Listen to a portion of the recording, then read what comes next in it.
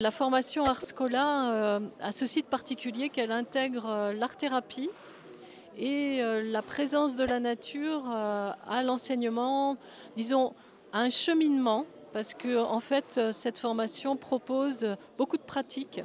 Il y a effectivement tout un côté connaissance de l'enfant, des différents âges, des différents besoins en fonction de l'âge, mais il y a beaucoup de pratiques en art-thérapie, dans les différentes formes d'art-thérapie, qui peuvent aller des arts plastiques, en passant par la voix, le mouvement, la danse, le théâtre, et l'aménagement aussi de l'espace en feng shui. Et puis, il y a la nature, et là on va beaucoup en nature, et on va pratiquer des exercices qu'on pourra refaire ensuite avec des petits-enfants ou d'autres âges ou des adolescents. On le fait nous-mêmes et en le faisant, on ressent plein de choses.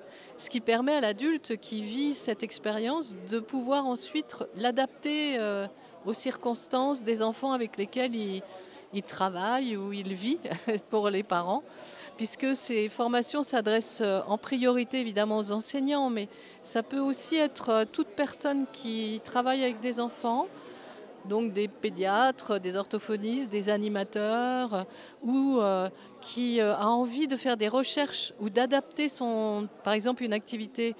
Quelqu'un qui est déjà art-thérapeute peut vouloir faire cette formation pour l'adapter aux différents âges de l'enfance. Il y a le site, bien sûr, pédagogieartscola.net, sur lequel il y a beaucoup d'infos. Sinon, nous, on a 2 lieux de formation essentiels. C'est dans l'Hérault, dans le sud de la France, près de Montpellier, du côté de l'Odève, et puis plus près de Paris, dans le 78. Et là, dans les 2 endroits, en général, on est dans un gîte ou un endroit où il y a beaucoup de nature. Les gens peuvent être hébergés et on essaie vraiment de se faire des week-ends particulièrement nourrissants, aussi bien pour notre être intérieur que pour accueillir, emmagasiner un tas d'outils, un tas de connaissances.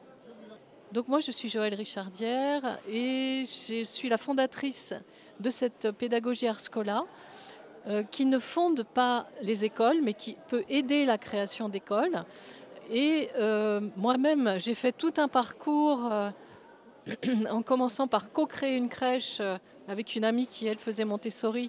Moi, j'avais surtout une formation Steiner, mais j'ai fait aussi beaucoup d'autres choses. En même temps, je suis art-thérapeute, sophrologue, pédagogue, donc bon, il y a beaucoup de choses.